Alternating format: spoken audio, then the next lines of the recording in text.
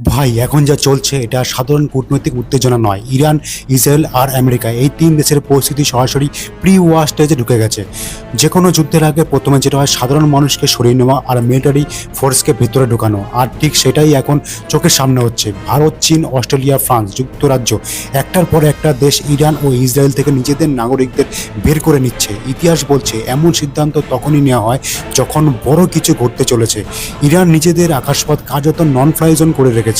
সমুদ্র অস্বাভাবিক পরিস্থিতি, ডজনের বেশি জাহাজ এক জায়গায় নোঙর করে দাঁড়িয়ে, কোনো মুভমেন্ট নেই। এগুলো সাধারণত দেখা যায় বড় সামরিক সংঘর্ষের ঠিক আগে। সবচেয়ে বড় সিগন্যাল এসেছে আমেরিকার দিক থেকে। ইউএস নেভি তাদের রুট বদল করেছে সাউথ চায়না সি থেকে সরাসরি মিডল ইস্টের দিকে। ক্যারিয়ার স্ট্রাইক গ্রুপ মুভ করা মানে আমেরিকা এখন শুধু পর্যবেক্ষণ নয়, আমেরিকা রেডি মোডে আছে। এর মধ্যে সোশ্যাল মিডিয়ায় দাবি উঠেছে চীনের এয়ারক্রাফট ইরানে পৌঁছেছে। যদিও এখনো এটা কনফার্ম নয়, কিন্তু এক জিনিস পরিষ্কার, যদি ইসরায়েল ও আমেরিকা ইরানের উপর আঘাত করে, রাশিয়ার চীন চুপ করে বসে থাকবে না। কারণ গত 50 বছরে ইরানই একমাত্র দেশ যে ওয়েস্টার্ন পাওয়ারের সামনে মাথা নত করেনি। মিডল ইস্টে ইরান দুই সুপার পাওয়ারের জন্য অত্যন্ত গুরুত্বপূর্ণ। সবচেয়ে ভয়ঙ্কর দিক ইরানের ভেতরের অবস্থা। প্রায় 20 দিন বেশি সময় ধরে প্রোটেস্ট, ইন্টারনেট বন্ধ, শহর অন্ধকার, কিছু রিপোর্ট হাজার হাজার মানুষের মৃত্যুর অভিযোগ।